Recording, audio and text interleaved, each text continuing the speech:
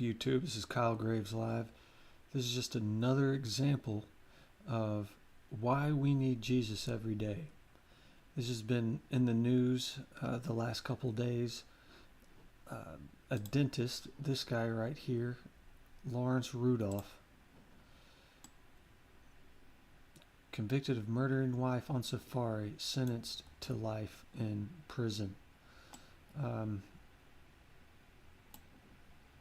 This is just another prime example of why we need Jesus every day, because otherwise we're all susceptible of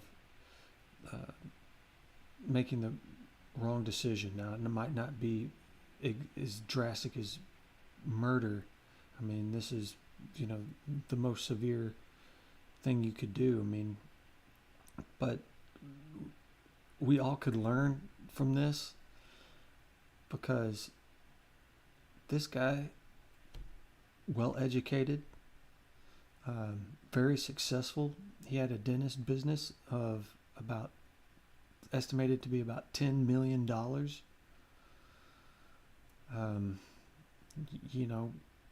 Very successful, rich. For American standards, he's a one percenter. Married, from the outside looking in, happily married for over 30 years. Apparently he started to have an affair with a woman that was his office manager, and he decided, after talking it out with his office manager / now his mistress girlfriend, he decided to take his wife on a hunting trip, and tried to play the people of Zambia for fools.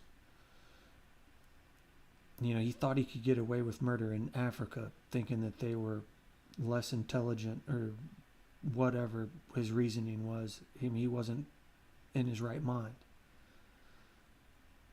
But he went over to Africa on some safari hunt and then shot his wife and then tried to say it was an accident. It wasn't me. She accidentally shot herself by putting the gun in the gun case, in the bag, the sleeve of the bag or the case or what it is in. Like she was, pulling and these were expert hunters, so something that didn't add up right from the get-go. It's like these weren't novice hunters. I mean, they were both avid hunters, professional hunters. The fact that she was going to accidentally shoot herself was, not very high. And this is just another example of why we need Jesus every day, to dwell on the teachings of Jesus,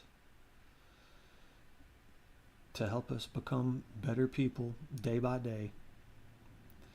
And this guy was not in his right mind. I'm not going to say that he wasn't thinking clearly.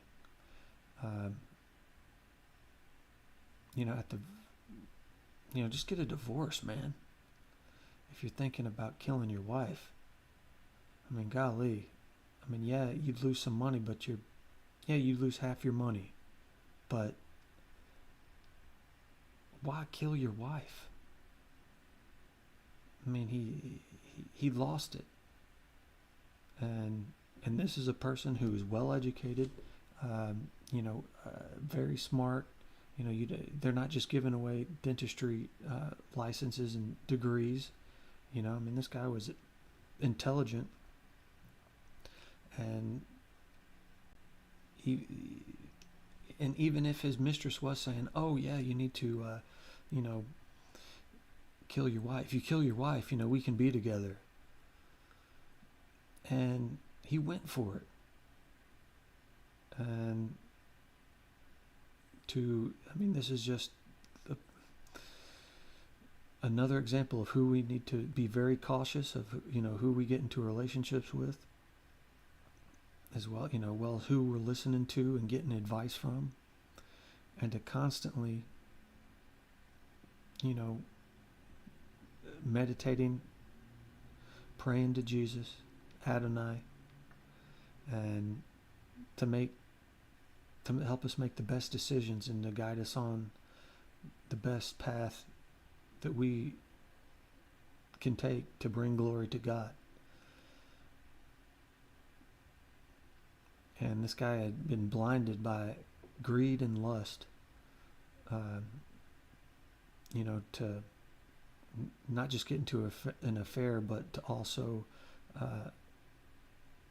come to the point where he was thinking it was a good idea to go on a safari in Africa and shoot his wife and then get insurance money. And he did. I think he got over $4 million worth of insurance money. And I heard another thing, that he was in a bar with his mistress. And then after all this happened, his mistress was going to break up with him. So then it's just like all this terrible advice that she was giving him, the mistress. And then he went along with it and actually did kill his wife. And then she wanted to break up with him. And I heard and read a story about how they were in a bar. This guy, after he had already shot his wife in Africa and got away with it for some years. And they are in a bar, and he yells out, the music was really loud, and then all of a sudden the music stops, and he turns over and yells at his mistress, I killed my wife for you. And then like the bartender and everybody's like, what?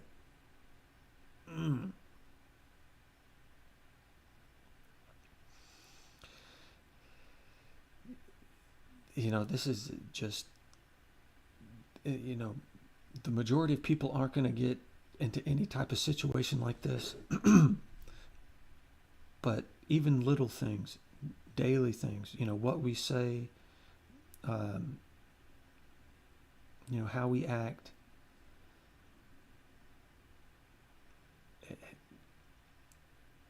it's imperative that we keep Jesus in our heart and in our mind. That we listen to like the kind of like a spider sense, like, all right, I probably shouldn't be doing this, and fill in the blank with whatever that is. And murdering your wife has got to be right up there at the top. Don't get married or just get a divorce, man. You're rich. You're a millionaire. You can make that money back. Okay, yeah, look at Jeff Bezos.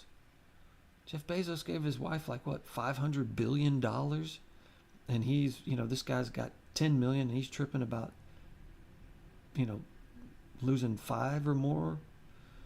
Let's say it was all of it. You still got a $10 million dentist office or business. I guess he had several branches. But, if we allow ourselves to just get our mind and our heart just solely just focused on greed and lust, then this is what happens. It's a prime example. And we all should take caution to this and try to learn from this, and to be aware of how we're thinking and be like, whoa, I need to take a step back, or I need to go pray and meditate on this. You take a perfect example of taking bad advice from somebody that doesn't have your best interest at heart. Because then, and there's another thing, being very skeptical of who you get into a relationship with. Because here's this woman his mistress, that he killed his wife for, and then she still wanted to dump him. Yikes. It wasn't worth it. And he wasn't in his right mind. So it's important for all the Christians out there, and nobody's perfect, but if you're not meditating and praying constantly, it's a daily struggle to do the right thing and to keep Jesus first in your heart and in your mind, to make the best decisions, because to want God's best for your life. And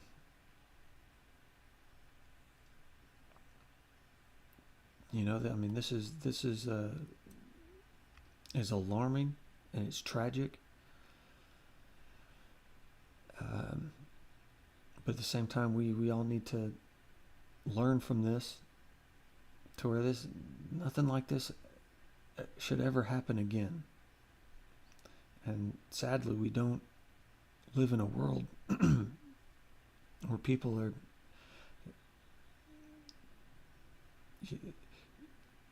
are talking about, why did he kill her? Oh, well, for the money, and that he was having an affair with his secretary. But it goes deeper than that, because it goes into his mind and his heart, and that he wasn't thinking in his right mind. And so it's important for all of us to meditate on the teachings of Jesus, who should be the standard of how to live. And to have love in your heart, and ask God to give you some wisdom and help you make the best decisions, and to bring glory to God and live your life in a positive way. And this guy just, he ended his wife's life, and then he just destroyed his. Over what? Over some secretary 304. I mean, it's tragic. But you got to stay alert, put on the armor of God. Was it Paul said, you put on the armor of God, put on that helmet, your breastplate, just, where you're just a knight almost, but not like literally walking around, looking like a medieval knight, but like a spiritual protection, to guard your mind and your heart, and to to hopefully it'll make you more aware if you're about to make a bad decision, or if you're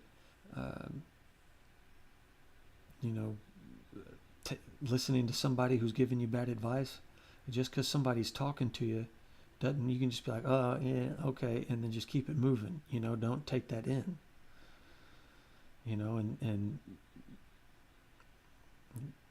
counsel with Jesus through prayer and meditation to help guide you in the direction that he wants you to go with your life. And God will bring some good to your life and to this world. And we need all the good we can get. All right, YouTube.